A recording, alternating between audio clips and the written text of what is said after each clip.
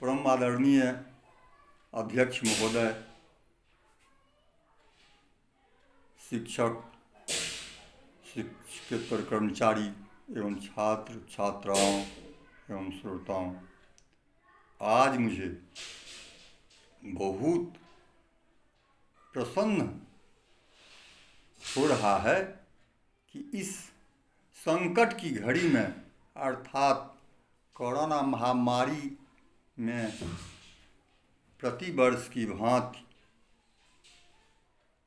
इस वर्ष भी ऑनलाइन के माध्यम से संस्कृत सप्ताह समारोह मनाया जा रहा है। इसमें आज दिनांक 7/8/2002 को मुझे भक्तिकाल के विषय में बोलने का अवसर मिला है। इसके लिए आप सबको मैं अभिनंदन और अभिवंदन करता हूँ। सबसे पहले भक्ति शब्द का अर्थ समझ लेना उचित हो जाता है कि भक्त शब्द का अर्थ है सेवा, आराधना, भजन, कीर्तन, पूजा अर्चना इत्यादि, और काल का अर्थ है समय।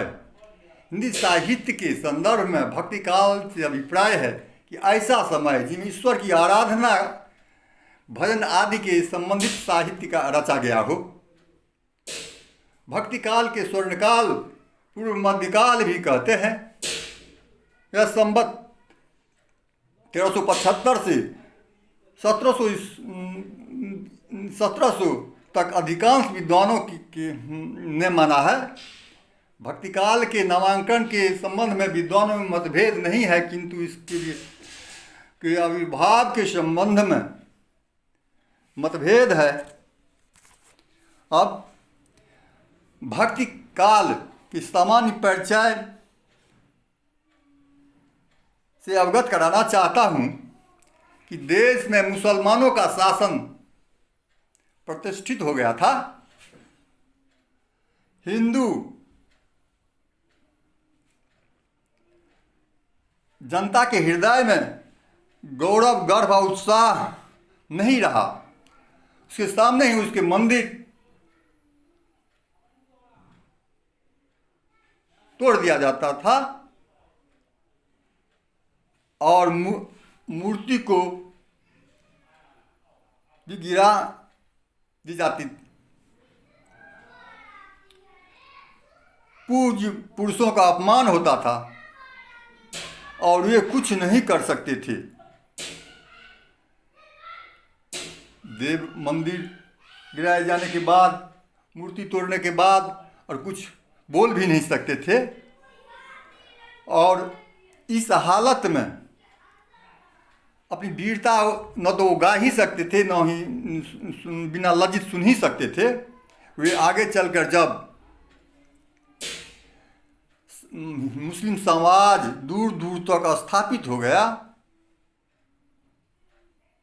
तब परस्पर लड़ने वाले स्वतंत्र राज्य ही नहीं रहा, किंतु जन समुदाय पर बहुत दिनों तक उदासी सी छाई रही। और इस स्थिति को लक्ष्य करके आचार्य रामचंद्र शुक्ल ने कहा है कि अपने पड़ोस से हताश जात के लिए भगवान की शक्ति और करुणा की ओर ध्यान ले जाने के अतिरिक्त दूसरा मार्ग ही क्या था। अतः हिंदू जात शत्रुओं के अन्याय का उत्तर तलवार से नहीं, आध्यात्मिक दर्शन की गरिमा से देने का उद्यत हुई। और धार्मिक प्रवृत्तियों का प्रोत्साहन मिला। कवियों ने परमेश्वर की आराधना की, काव्य सर्जन प्रारंभ कर दिया और धर्मसत्ता प्रधान और केंद्रों और तीर्थों में पल्लवित हुआ। इसके बाद सामाजिक परिस्थितियां भी अच्छी नहीं थी। इस समय समाज में हिंदू और मुसलमान दो संस्कृतियाँ कहीं एक बिंदु पर एक बिंदु पर मिलती है, कहीं कहीं अनेक बिंदुओं पर टकराहट होती थी और हिंदुओं को आक्रांत किया था। उसी प्रकार हिंदू समाज को भी जिस प्रकार हिंदू धर्म को आक्रांत किया था, उस प्रकार हिंदू समाज को भी एक और हिंदू मुसलमान में परस्पर घृणा की भाव से देख रहा था और दूसरी ओर सामाजिक स्तर पर आदान प्रदान होने लगे। विवाह का संबंध भी मिलता है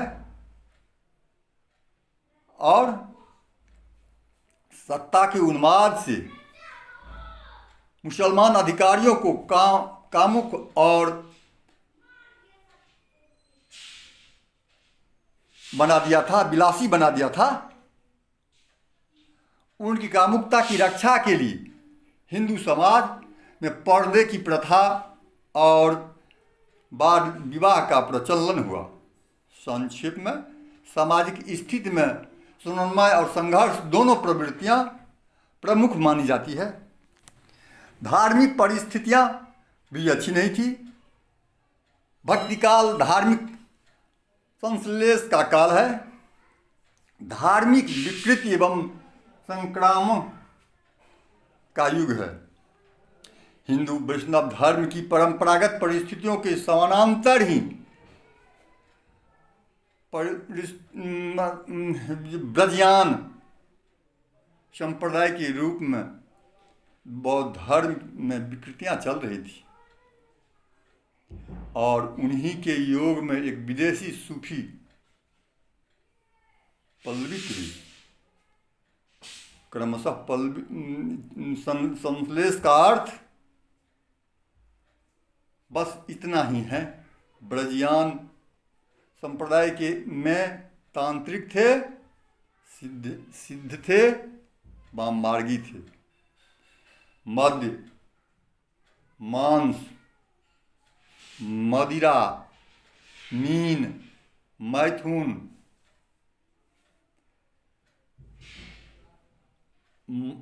मद्य, मांस, मीन, मैथुन और मुद्रा, ये उनकी पंचमकार उपकरण थे।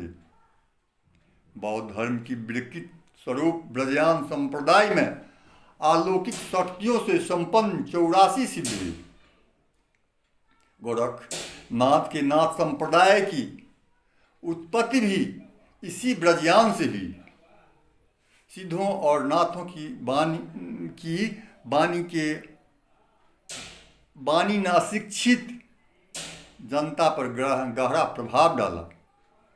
भक्ति काव्य का विभाजन का विकास प्रमुख 2 भागों में हुआ,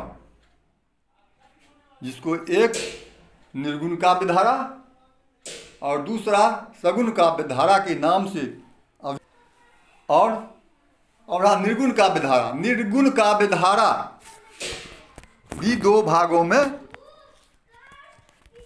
बट गया है, जिसको एक ज्ञानाश्री शाखा कहते हैं, ज्ञान मार्गी शाखा कहिए, संत काव्य कहिए, और दूसरा प्रेमाश्री शाखा या प्रेम मार्गी शाखा या सूफी काव्य कहिए। निर्गुण शाखा में जिसका आकार न हो, सगुण शाखा में जिसका आकार हो, तो निर्गुण शाखा इन काव्य के कवियों ने ईश्वर को बिना रूप का, बिना गुण का माना गया है। ये ईश्वर को अवतारवाद के रूप में नहीं मानते हैं। इन्होंने इंद्रियों के अनुभव की वस्तु न मान करके उसे ज्ञान के द्वारा अनुभव की जाने वाली वस्तु कहा है। इसका मानना है कि ईश्वर को प्राप्त ज्ञान और प्रेम से प्राप्त किया जा सकता है। इसका आधार इस धारा के काव्य के दो रूपों में विकास हुआ। वो तो कह चुका हूँ। जो एक हुआ ज्ञानाश्री शाखा और दूसरा प्रेम दूसरी प्रेम को महत्व देने वाली प्रेमाश्री शाखा या ज्ञानाश्री शाखा का विकास मुख्यतः संतों ने किया। जिसे संत काव्य कहा गया है। प्रेम मार्गी शाखा के कवि सूफी मत को मानते हैं और उन्होंने काव्य का आधार मुख्यतः प्रेम के आख्यानों को बताया है। इस काव्य धारा को सूफी काव्य या प्रेम खान काव्य कहते हैं। संत काव्य की प्रवर्तक कबीर दास थे और इसके अतिरिक्त निर्गुण संतों के परंपरा में रैदास, कम्माल, नानक, दादूर, मल्लुक दास, सुंदर दास और ज्ञानाश्री शाखा की ओर ध्यान आकृष्ट करना चाहता हूँ। ज्ञानाश्री शाखा या ज्ञान मार्गी शाखा या सूफी काव्य के ये संत काव्य, इस काव्य के धारा के कवि वास्तविक जीवन में संत थे। कविता लिखना उसका मुख्य कार्य नहीं था। ये साधक होने के कारण ज्ञान साधारण की भाषा में लोगों को संदेश दिया करते थे। भगवान कीर्तन भजन में व्यस्त थे। समाज में व्याप्त बुराइयों के प्रति कठोरता पूर्वक चेतावनी देते थे। इन्होंने कविता लिखने के उद्देश्य से अपनी रचनाओं का संकलन नहीं किया। इनके शिष्य ने इनके वाणी के आधार पर इसका संकलन किया। अब प्रेमाश्री शाखा सूफी काव्य या प्रेम मार्गी शाखा मार्गी सूफी साहित्य का जन्म हुआ। अधिकांश सूफी कवि मुसलमान थे। ये इस्लाम धर्म के अनुयायी हैं, परंतु कट्टरपंथी न होकर के ये हिंदू और मुस्लिम संस्कृतियों का समन्वय किया। इन्होंने लोगों को प्रसिद्ध हिंदू प्रेम कथाओं के आधार बना करके आलोकित ईश्वर प्रेम का वर्णन किया। प्रेम कथाओं पर आधारित काव्य को प्रेमाख्यान काव्य कहा जाता है। प्रेमाख्यान काव्य अवधी भाषा में है। मुल्ला दाऊद को सूफी काव्य की प्रथम कवि माने जाते हैं। इसके अतिरिक्त सूफी कवियों में कुतुबन की मृगावती, उस्मान की चित्रावली, मंझन की मधुमालती, नूर मोहम्मद की इंद्रावती और जैसी की पद्मावत प्रसिद्ध हैं। अब निर्गुण के बाद सगुण की ओर ध्यान आकृष्ट करना चाहता हूँ। जो सगुण काव्य धारा भक्त साहित्य की वह धारा है जिसमें कवियों ने ईश्वर के रूप का आकार मान करके अवतारवाद और लीलावाद का वर्णन किया है। रामायण और रामानंद और बल्लवाचार्य ने क्रमशः राम और कृष्ण को विष्णु का अवतार माना है। और विष्णु का अवतार मानकर रामोपासना और कृष्णोपासना नामक दो धाराओं का प्रवर्तन किया।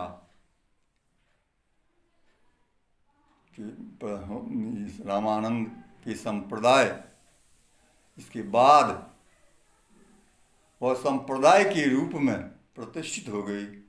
इसके रामानंद का रामायण के संप्रदाय का महाकवि तुलसी और बल्लवाचार्य के संप्रदाय का सूरदास जैसे कवि हुए। शगुन काव्य धारा के कवियों ने अपने रचनाओं में नवधा भक्त की ईश्वर प्राप्त का आधार माना।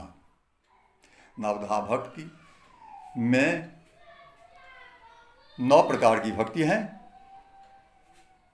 ये भक्त को प्राप्त करने के लिए ये विधियां बताई गई है, जो श्रीमद् भागवत में नवधा भक्तियां में ईश्वर के गुण कीर्तन को सुनना, उसका कीर्तन करना, ईश्वर का स्मरण करना, उनके चरणों की सेवा करना, आरती करना, वंदना करना, दास भाव से पूजा करना, दास भाव से निवेदन करना, निवेदन करना, ये सभी प्रकार की भक्तियां सगुणोपासक कवियों की रचनाओं में मिलते हैं। सूर में साक्ष्य भाव और तुलसी में साक्ष्य भाव और सूर में साक्ष्य भाव